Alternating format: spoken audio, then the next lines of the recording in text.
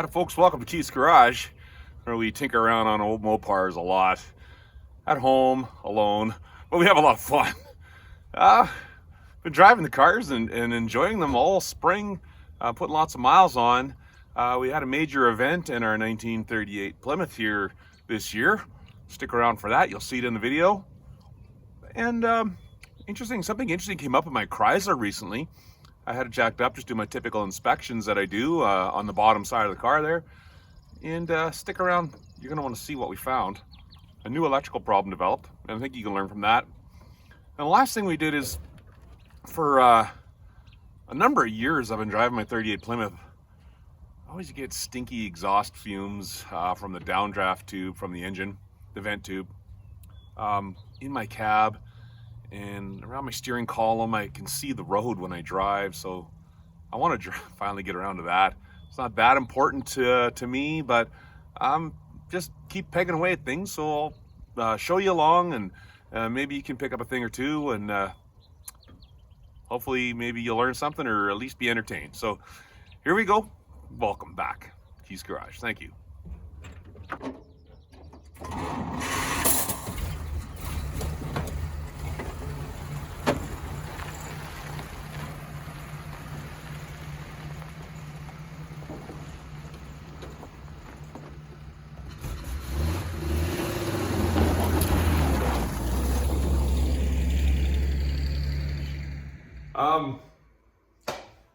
What have we done lately?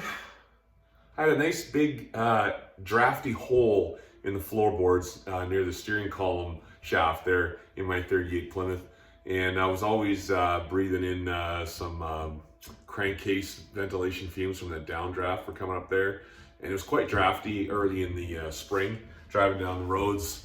I was getting cool air coming through the floor there, so I got creative. And I made something to deal with the draft in the floor around the steering column. Use it if you like. It's kind of Mickey Mouse, but you don't really see it. It's down on the floor up behind the dash, unless you go looking. And I'm not looking to win a bunch of car shows with this car anyway. So if you're daily driving yours and you want to deal with the drafts, this one's for you. And it's time to deal with this. When I'm driving, I can literally see the road under here. This is gone, old, corroded, worn away. And somebody suggested a neat fix. I'm not restoring this car, this is a driver. So I have an idea here, somebody shared with me, to fix this. The steering shaft is 1.5 OD. And go to Home Depot, they sell this roof flashing here. And I took an X-Acto, now this was like $5 US, $6 US. I took an X-Acto knife and I cut that off. Let me see if we can slide that over there and secure it.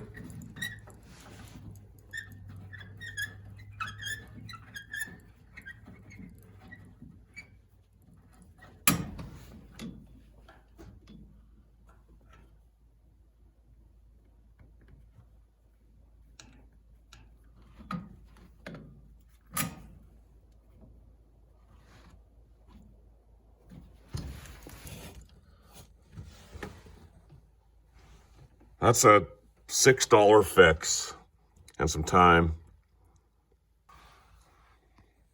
This car is far from stock and original, but she's a runner.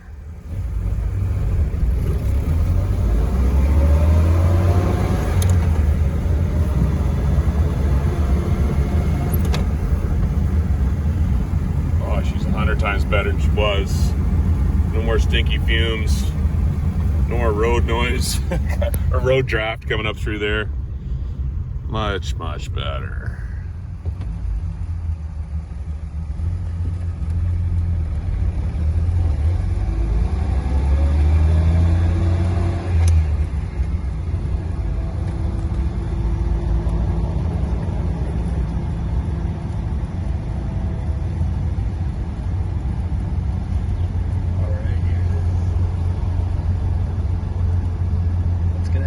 Right in front of us. What's gonna happen? We are right in front of us. Oh, it's going. The whole thing's going. Yeah, the light's green. Here we go.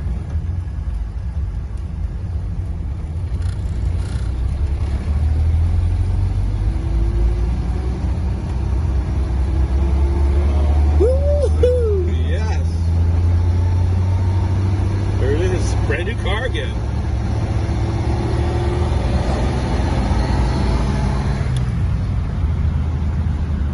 We are right in front of traditional old Kamloops. It's June 9th, 2022. We just rolled her. Very significant day. Alright folks, I want to show you something that I just found on my 1938 Chrysler today. Just kind of under there. I jack up, I do my inspections, looking for leaks, worn items, anything out of the ordinary. And inspect my battery cables. Make sure you do that. These are cloth covered battery cables, like every production, just like the originals. And if they're not routed properly, they can wear through. And if they wear through and touch the frame, you could potentially have a fire and not good starter performance as well. I'm gonna show you what I found. Okay, we're just going under the car here, under the driver's door. You can see one of my battery cables here. This is my ground, so this is positive. It was rubbing on the frame here, driving down the road, jiggling like that. What I did is I took a piece of rubber hose, split it down the center, wrapped it around the cable, right? And just anchored it with a couple of zip strips. For now, that's gonna work. And then on the other side of my frame right here, this cable goes for my battery box. You can see I got a piece of silicone hose around that end of it. That's where it goes into the battery box, which is right there under the seat. And it rubs up and it goes that way. Sorry, it doesn't rub, it runs. It shouldn't rub. But I was wiggling this cable. And I saw sparks. Oh, did you see spark there? Coming in that area. Where is it?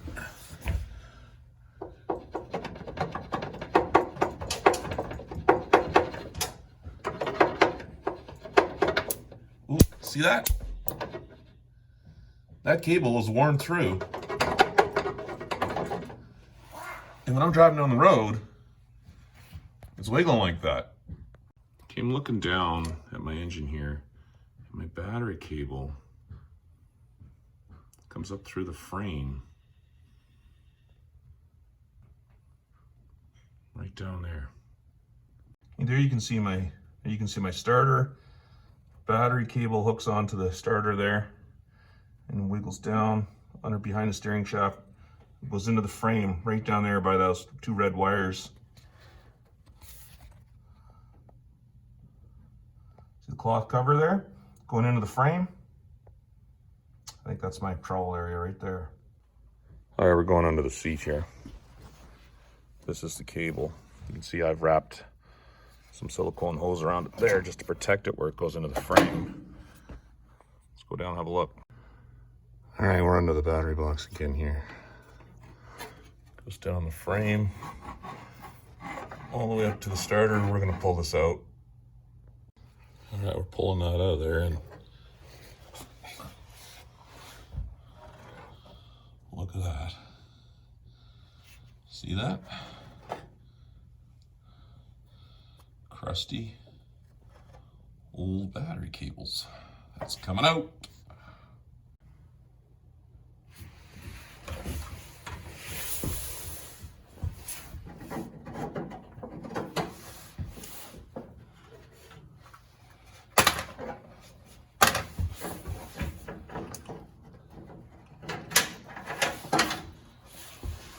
All right. See what that looks like. That's where it was going through the frame. Rubbed right through. Now, what do you suppose would happen if this rubbed on the frame steady like that, with the amount of amperage going through it that this can have? This is going to catch fire, and then we're going to have some pretty exciting times wondering why the car is on fire and where it's coming from, because it was hidden up under the frame. So this is why you carry a fire extinguisher in your car. This is also why you keep on top of your battery cables. It's going to happen there too.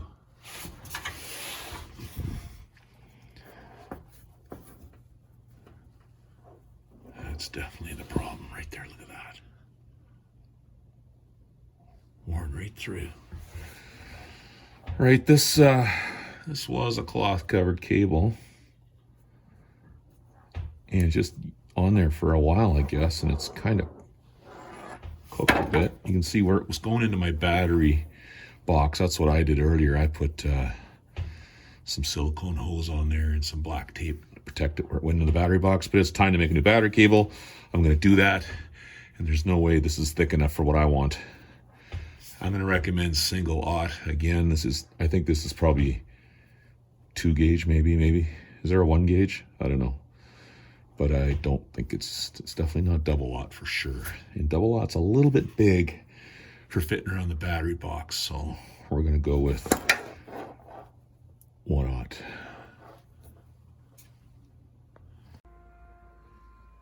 Pretty sure I have some spare battery cable over here somewhere. Let's see. Right here. And these pieces are too short, but these are, what size is that? 1 aught. Perfect. That's the size I'm going to use to make new battery cable, but I got to get some more because that's not long enough. 1 aught it is.